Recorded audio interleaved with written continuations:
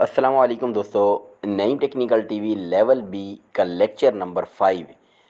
Lecture क्या है जी? इसका टॉपिक क्या है कि यू बैंड की तरतीब चेंज हो जाए तो क्या प्रॉब्लम आ सकती है। तो इंशाल्लाह आज के लेक्चर नंबर 5 में हम इस चीज़ को डिटेल के साथ डिस्कस करेंगे। आइए बाकायदा तौर पर अपने लेक्चर का आगाज़ करते हैं।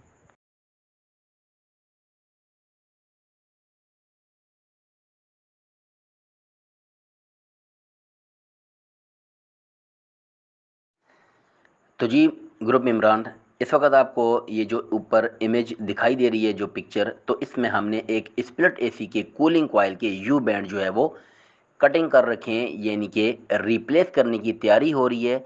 नए यू बैंड इंस्टॉल करने की पूरी पूरी तैयारी हो चुकी है, यानी कि पुराने जो लीक शुदा यू बैंड हैं वो हमने काट दिए हैं। अब जाहिर बात है नेक्स्ट स्टेप क्या है कि हमने अब न्यू यू बैंड जो है इसके अंदर फिक्स करने हैं और उसके बाद उसकी ब्रेजिंग करनी है, यानी कि टांके लगाने हैं।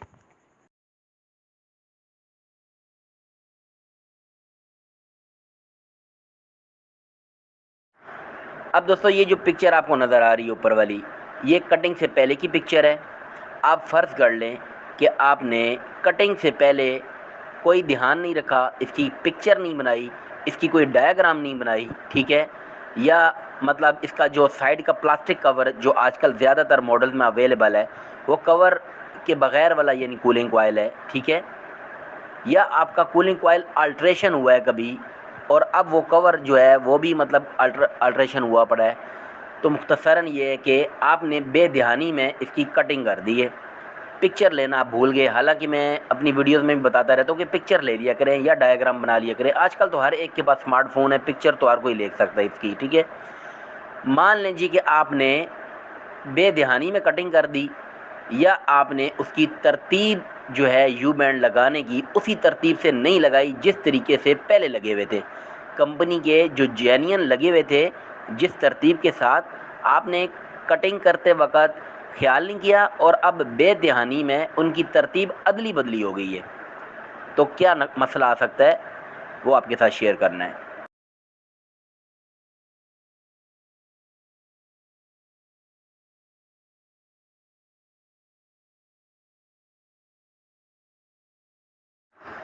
अब जैसे दोस्तों, ऊपर की पिक्चर हम आपको दो यू बैंड अभी इंस्टॉल करके मैंने दिखाए हैं। एक को मैंने ए के नाम से मेंशन किया है और दूसरे को बी के नाम से। अब आपको वादे तौर पर ए और बी की डायरेक्शन में साफ फ़र्क दिखाई दे रहा होगा कि जो ए यू बैंड है उसको मतलब वो टेढ़ा लगा हुआ है, ठीक है, जबकि बी वाला वो बिल्कुल मतलब सही डायरेक्शन में लगा हुआ है, ठीक है। आपको समझाने के लिए ये सिर्फ दो यू बैंड की इसलिए पिक्चर ली गई है कि ताकि आपको अच्छे से समझ आए। आपको वादे तौर पर ए और बी यू बैंड के अंदर इनकी मतलब डायरेक्शन में फ़र्क नज़र आ रहा है। मान लें कि कंपनी ने जो पहले लगाया हुआ था यू बैंड जेन्युइन जो लगे थे, ए जो था यू बैंड वो इस डायरेक्शन से लगा हुआ था और बी सीधा लगा हुआ था। मान लें कि आपने ए की डायरेक्शन को सीधा कर दिया, ठीक है, जबकि वो टेढ़ी थी डायरेक्शन उसकी। अब आपका क्या मसला आ सकता है वो आपके साथ मैं डिटेल के साथ शेयर करने लगा हूँ। उम्मीद है जो मसला है, जो सवाल है, वो आप अच्छे तरीके से समझ गए होंगे। सवाल अच्छे से समझ आएगी तो तभी जवाब भी समझ में आएगा।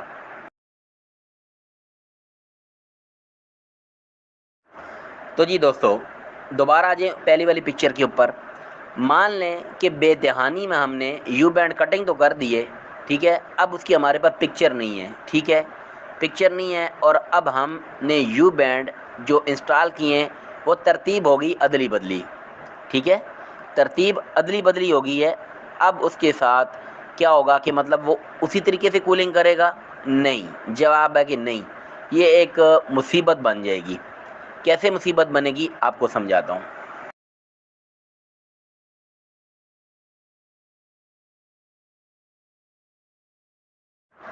मिसाल के तौर पे अब इस पिक्चर को देख लें, जो तमाम यू बैंड मैंने अंदर मतलब इंस्टॉल कर दिए हैं, अभी ब्रेजिंग नहीं की है, टांके वांके नहीं लगाए हैं आपको, तभी तो ये चमकते हुए नज़र आ रहे हैं। जो इसकी ब्रेजिंग करते हैं तो इसकी शक्ल चेंज हो जाती है, यानी काले हो जाते हैं, ब्लैक ब्लैक हो जाते हैं, ठीक है। तो आप एक लम्हे के लिए फ़र्ज़ कर लें कि मैंने इसके U band same to same ऐसे ही नहीं लगाए हैं जैसे कंपनी ने लगाए हुए थे, बल्कि पिक्चर लेना मैं भूल गया, अब मैंने तुक्के पे लगाए हैं, अब क्या हो गया कि इनकी तरतीब अदली बदली हो गई है, ठीक है, मतलब इनकी डायरेक्शन जो है मुझसे गलत फिट हो गई है। तो जी दोस्तों, अब अगर मुझसे ये गलती हो गई है तो ये गलती मुझे बहुत महंगी पड़ने जा रही है। कैसे महंगी पड़ने जा रही है, आपको 2-3 जो है वो मैं इसके स्टेप क्लियर करूँगा, आप अच्छे तरीके से दिमाग में बिठा लेना।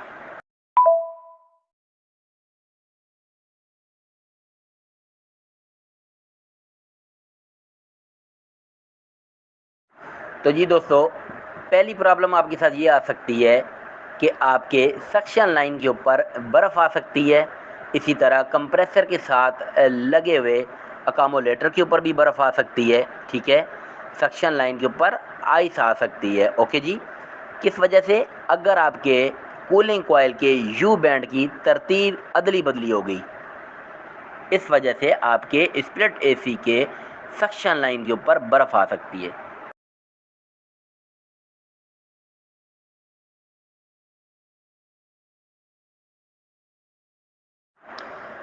प्रॉब्लम नंबर 2, दूसरा मसला आपके साथ ये आ सकता है कि आपके आधे कूलिंग कॉइल के ऊपर बर्फ़ आ सकती है। यू बैंड की तरतीब गलत फिट करने से, पिक्चर ना लेने से, या पहले उसकी डायरेक्शन को दिमाग में ना बिठाने से, या डायग्राम ना बनाने से डायरेक्ट कटिंग कर दी। अब जब इंस्टॉलेशन की वक्त आई यू बैंड की तो गलत तरतीब के साथ फिट कर दिए, तो आपके कूलिंग कॉइल के ऊपर, आधे कूलिंग कॉइल के ऊपर आइस भी आ सकती है। जब आइस आएगी तो जो कॉपर सेंसर होगा वो आपके एसी को ऑफ करवा देगा। कस्टमर कहेगा कि मेरा तो एसी कूलिंग ही नहीं कर रहा है।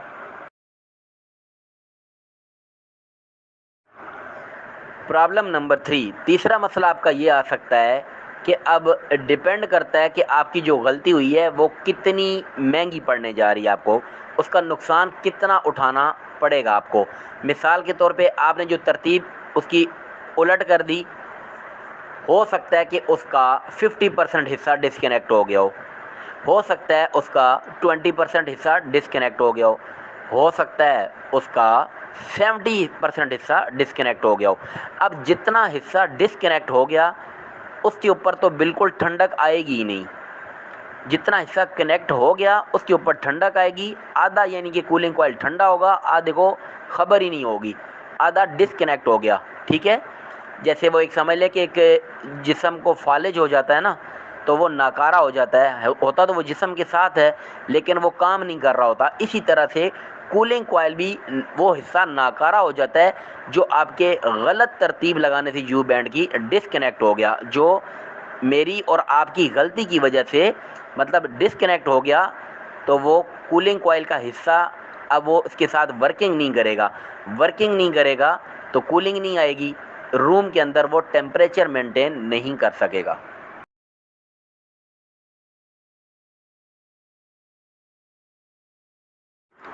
तो जी दोस्तों, मज़ीद इसके ऊपर वज़ाहत करने जा रहा हूँ, मोर एक्सप्लेनेशन, ठीक है जी।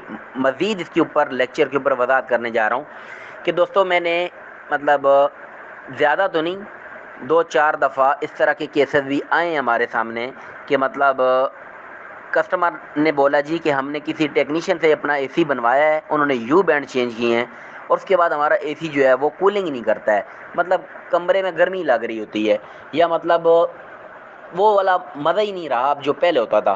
तो हमने जब जाके देखा तो कूलिंग कॉइल क्या है दोस्तों, कि कूलिंग कॉइल आधा ठंडा है और आधे को ख़बर ही नहीं है। अब जब मिसाल के तौर पे आपका एसी है 1 टन का, बात को समझिएगा, आपका एसी 1 टन का था, आपने इसके यू बैंड गलत लगा दिए, अब वो आधा टन का रह गया। कूलिंग कॉइल की बात कर रहा हूँ, आउटर तो उसी तरह चल रहा है, उसको कूलिंग कॉइल मिल रहा है आधे टन का, आउटर बायर लगा हुआ है 1 टन का। आपके गलत यू बैंड लगाने की वजह से वो कूलिंग कॉइल मतलब आधा जो है वो मतलब बेकार हो गया, डिस्कनेक्ट हो गया, तो वो अब आधा टन रह गया। आधा टन कूलिंग कॉइल के साथ जब 1 टन का आउटर चलेगा तो क्या होगा, वो ज़्यादा ठंडा हो जाएगा, ठंडा हो जाएगा तो सक्शन के ऊपर बर्फ़ आ जाएगी, ठीक है, और वो वैसे ही फिर वो काम करना छोड़ देगा। जब उसकी कूलिंग कॉइल के ऊपर बर्फ़ आ जाएगी तब भी काम करना छोड़ देगा, बल्कि उसका जो सेंसर होगा, कॉपर सेंसर, वो उसको बंद करवा देगा, डिस्कनेक्ट करवा देगा, ठीक है। और इसके अलावा अगर आधा कूलिंग कॉइल ठंडा होगा, ज़ाहिर बात है कमरे के अंदर जो साइज़ लगा होगा एसी का वो तो अकॉर्डिंग टू साइज़ लगा होगा एसी। अगर कमरा 1 टन का था और 1 टन का एसी जब चलेगा तो कूलिंग करेगा ना। जब आपका कूलिंग कॉइल डिस्कनेक्ट होके हाफ रह गया यू बैंड की मिस्टेक की वजह से, तो वो अब आधे टन का एसी चल रहा है। आधे टन का चलेगा तो कमरे में ठंडक नहीं होगी। ज़ाहिर बात है गर्मियों में मतलब 1 टन का एसी जो है वो वैसे ही मतलब पूरा काम कर रहा होता है, तो जब आधा टन रह जाएगा तो कैसे काम करेगा। तो दोस्तों ये मोस्ट इम्पॉर्टेंट चीज़ थी, मोस्ट इम्पॉर्टेंट लेक्चर था कि एक यू बैंड की कटिंग करने से पहले अगर आप पिक्चर नहीं लेते हैं या उसकी डायग्राम नहीं बनाते हैं या अच्छे तरीके से आप याद रख के नहीं उसकी कटिंग करते, और आप जब उसकी दोबारा रीइंस्टॉल करते हैं उसके यू बैंड और उसकी अगर तरतीब बदली हो जाती है, तो इन प्रॉब्लम्स का आपको फेस करना पड़ सकता है, इसका सामना करना पड़ सकता है। तो मैं इसी वजह से अपनी वीडियोस के अंदर बाकायदा तौर पे प्रैक्टिकली आपको वीडियो के अंदर भी अपने किसी मतलब शागिर्द का, हेल्पर का, अपने यानी कि भाई का या दोस्त का मोबाइल लेकर बाकायदा पिक्चर भी बनाकर आपको दिखाता हूँ कि ताकि आप सेम टू सेम इसी तरह करें। एक छोटी सी गलती जो है वो आपको इस तरीके से परेशान कर सकती है। और आप यकीन करो कि मेरे साथ तो ऐसा हुआ है कि तारिक रोड की साइड है, कराची वाले अच्छे तरीके से जानते होंगे, ठीक है। तो यहाँ पे एक कस्टमर है, उनका काम किसी टेक्नीशियन ने किया था और वो वहाँ से इसी कंडीशन की वजह से भाग गया था कि उससे ये यू बैंड गलत हो गए थे, ठीक है। तो आप यकीन करो कि हमने उनके यू बैंड की डायरेक्शन सेट करके दी और अल्हम्दुलिल्लाह आज की तारीख तक वो मेरा कस्टमर है, ठीक है। अब वो अपने पूरे घर का काम मुझसे करवाता है। किस वजह से उस मतलब टेक्नीशियन का काम छूटा, यू बैंड की डायरेक्शन गलत हो गई थी उससे और उसको फिर समझ में नहीं आ रहा था। तो जब हमने इसको अल्हम्दुलिल्लाह कर लिया तो ज़ाहिर बात है वो काम तो हमसे ही करवाएगा। अब वो हमारा फ़ैन बन चुका है, ठीक है, पक्का यानी कि समझ लो हमारा वो कस्टमर बन चुका है। तो ये मतलब आपके साथ शेयर करना ज़रूरी समझा कि ये छोटी सी मिस्टेक आपको बहुत बड़ा लॉस करवा सकती है। तो ये था दोस्तों हमारा आज का लेक्चर। उम्मीद करता हूँ पसंद आया होगा। लेक्चर अच्छा लगे तो फीडबैक वाली पोस्ट के ऊपर अपने रिएक्शन ज़रूर छोड़िएगा। इजाज़त दीजिए, अल्लाह हाफिज़।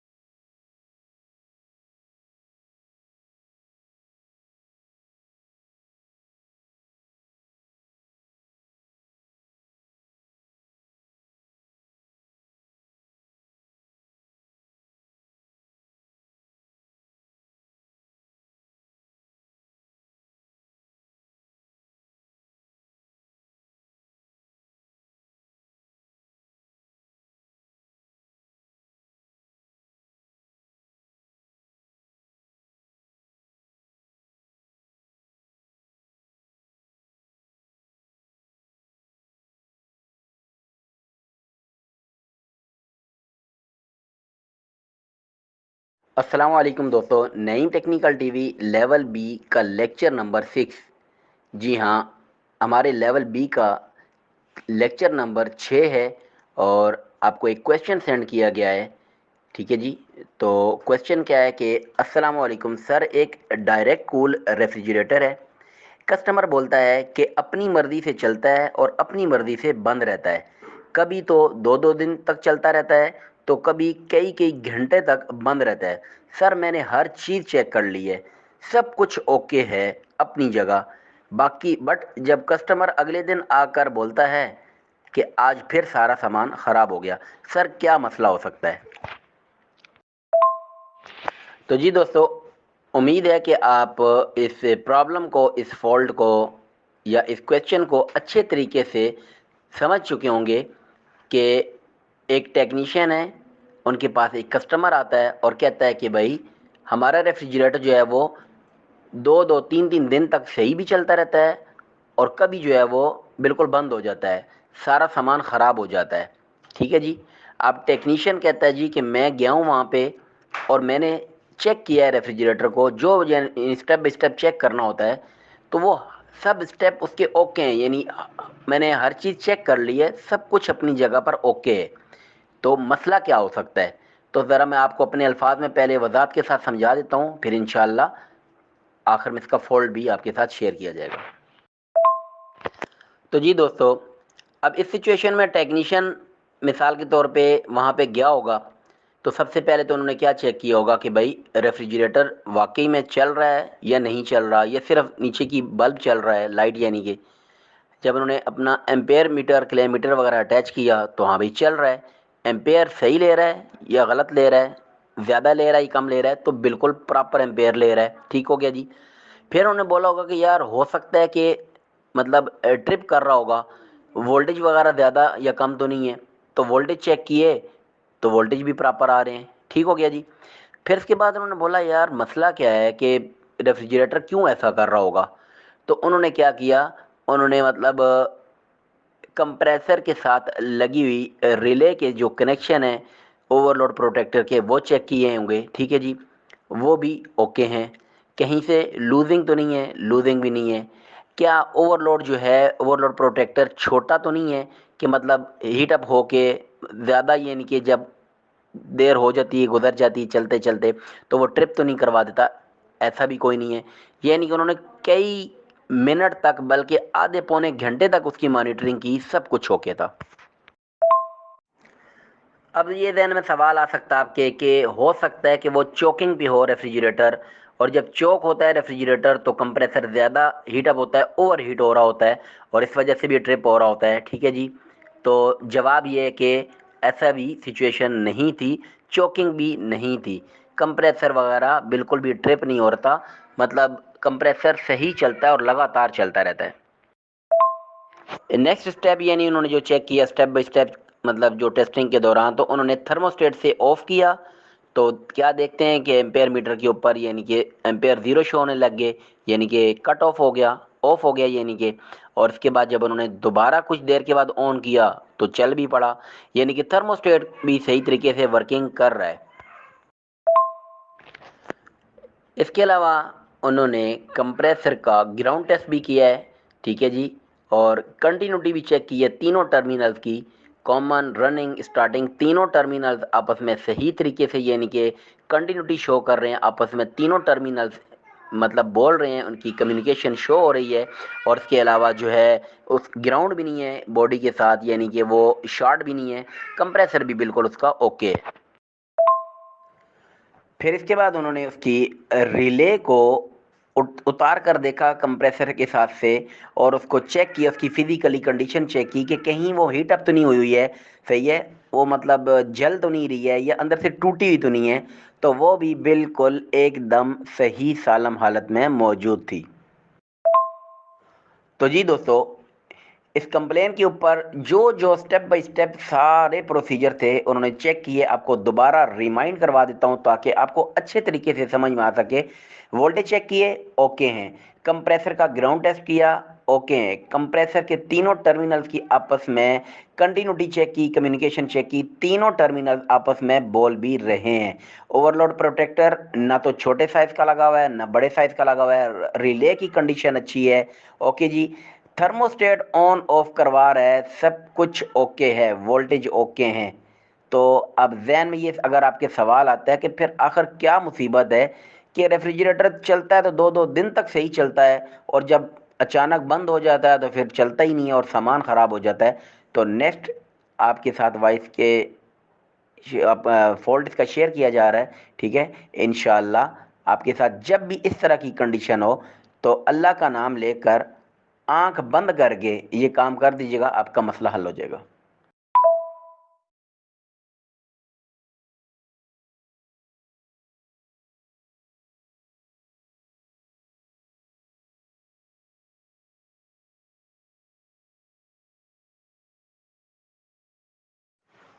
तो जी दोस्तों, आखिर में एक दफ़ा दोबारा पूरे लेक्चर को रिमाइंड करवा रहा हूँ, गौर से समझ लें।